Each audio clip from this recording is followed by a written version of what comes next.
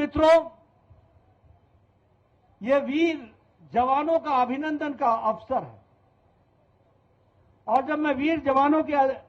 अभिनंदन की बात करता हूं तो कारगिल का विजय दिवस इस रूप में मना करके हम भारत के उन वीरों को, उन वीर सपूतों को जिनके शौर्य के कारण जो पाकिस्तान ने कारगिल की भूमि पर कुत्सित निगाहें डाली थी, उसको उनके इरादे को,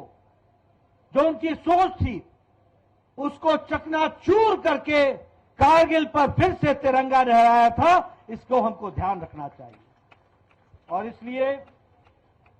हम इसको विजय दिवस के रूप में तो मनाते ही हैं, लेकिन साथ ही साथ हम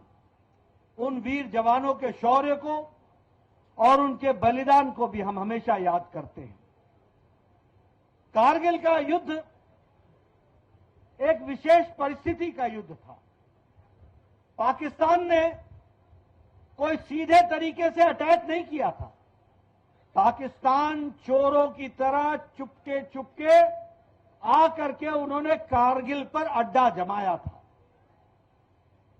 और जिस हमारे लेफ्टिनेंट कालिया की बात कर रहे थे, अभी बत्रा जी की बात कर रहे थे, हमारे उन शहीदों की बात कर रहे थे जिन्होंने कारगिल युद्ध में अपनी शहादत दी, उनको जब हम याद करते हैं तो उसमें हमको विशेष बात इस बात को याद करने की है कि कारगिल विपरीत परिस्थिति में हमारे नौजवानों ने, हमारे फौज के जवानों ने लड़ाई लड़ी थी।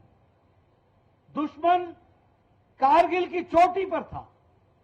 दुश्मन स्ट्रेटेजिक के स्थान पर था और भारत के वीर जवानों को नीचे से पहाड़ चढ़ करके उस चोटी पर कब्जा करना था। यह बहुत ही कठिन कार्य था क्योंकि पाकिस्तान की आर्मी ने चोरी चोरी चुपके चुपके आकर कारगिल की चोटी पर स्ट्रेटेजिक स्थान को स्थापित कर लिया था, लेकिन हमारे वीर जवानों ने हार नहीं मानी, रुके नहीं, लगातार योजनाबद्ध तरीके से भारत की फौज ने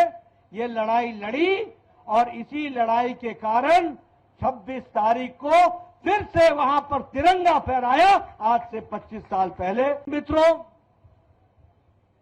यह वीर जवानों का अभिनंदन का अवसर है और जब मैं वीर जवानों के अभिनंदन की बात करता हूं तो कारगिल का विजय दिवस इस रूप में मना करके हम भारत के उन वीरों को, उन वीर सपूतों को जिनके शौर्य के कारण जो पाकिस्तान ने कारगिल की भूमि पर कुत्सित निगाहें डाली थी,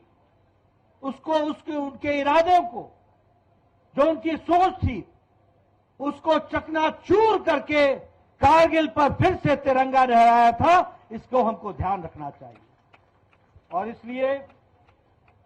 हम इसको विजय दिवस के रूप में तो मनाते ही हैं, लेकिन साथ ही साथ हम उन वीर जवानों के शौर्य को और उनके बलिदान को भी हम हमेशा याद करते हैं। कारगिल का युद्ध एक विशेष परिस्थिति का युद्ध था। पाकिस्तान ने कोई सीधे तरीके से अटैक नहीं किया था। पाकिस्तान चोरों की तरह चुपके चुपके आकर के उन्होंने कारगिल पर अड्डा जमाया था और जिस हमारे लेफ्टिनेंट कालिया की बात कर रहे थे, अभी बत्रा जी की बात कर रहे थे, हमारे उन शहीदों की बात कर रहे थे जिन्होंने कारगिल युद्ध में अपनी शहादत दी, उनको जब हम याद करते हैं तो उसमें हमको विशेष बात इस बात को याद करने की है कि कारगिल विपरीत परिस्थिति में हमारे नौजवानों ने, हमारे फौज के जवानों ने लड़ाई लड़ी थी। दुश्मन कारगिल की चोटी पर था, दुश्मन स्ट्रेटेजिक के स्थान पर था और भारत के वीर जवानों को नीचे से पहाड़ चढ़ करके उस चोटी पर कब्जा करना था। यह बहुत ही कठिन कार्य था, क्योंकि पाकिस्तान की आर्मी ने चोरी चोरी चुपके चुपके आकर कारगिल की चोटी पर स्ट्रैटेजिक स्थान को स्थापित कर लिया था।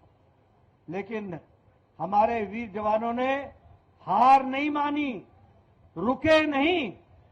लगातार योजनाबद्ध तरीके से भारत की फौज ने ये लड़ाई लड़ी और इसी लड़ाई के कारण 26 तारीख को फिर से वहां पर तिरंगा फहराया, आज से 25 साल पहले।